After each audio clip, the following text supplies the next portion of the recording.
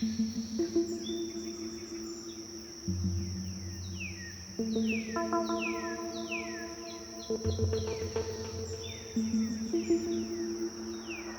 in Aotearoa, we love the Aussies visiting us, especially with the rugby, and we love beating them, but one thing we don't like is the wallaby. They can have it back.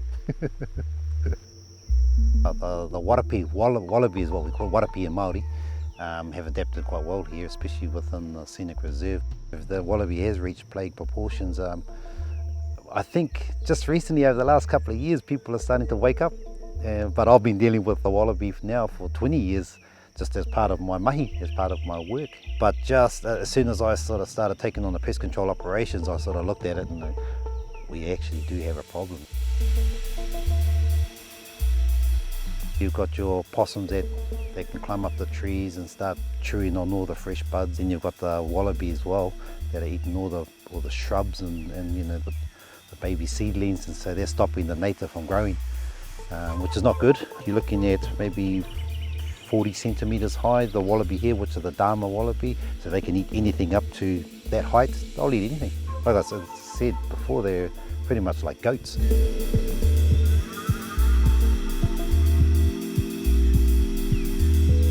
As soon as it gets dark, they start coming out to feed. So hopefully put these thermals in action and show you what it's like. With the thermals, they actually, well, I'm working in the dark, so they don't even know I'm there. And pretty much while they're feeding, I just put them to rest. Well, I'm starting to do hunting wallabies and possums now to save up to do my private pilot's license and then my commercial, and yeah, I'm learning to fly planes and Timo's doing helicopters, so yeah. Before I started doing them, they were everywhere, but when we walk the tracks just quietly, we can hear them everywhere, so yeah, we've shot about 11,000. Yeah, so it's quite a few still here. When we first came, there were so many here that they were eating all the pastures and we couldn't grow crop paddocks or hay paddocks or anything. I mean, there's definitely still a lot out there, and if we stopped doing it for a couple months, or even like a year, they would all come back just as bad.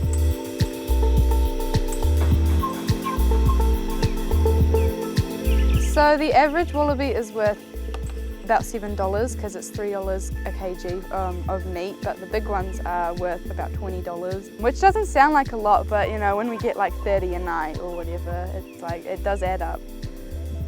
Yeah, well, I think they'll almost be extinct by the time I've got my commercial license.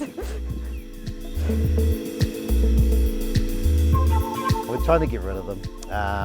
That's the best thing that we can do at the moment is I've been doing some mahi for the council and just doing all the boundaries, buffer zones, trying to find our perimeter of where they've actually gone and trying to keep them, contain them in that area and work backwards to the middle to try and eliminate as much as possible. Like I said, you never get rid of them, but just need management.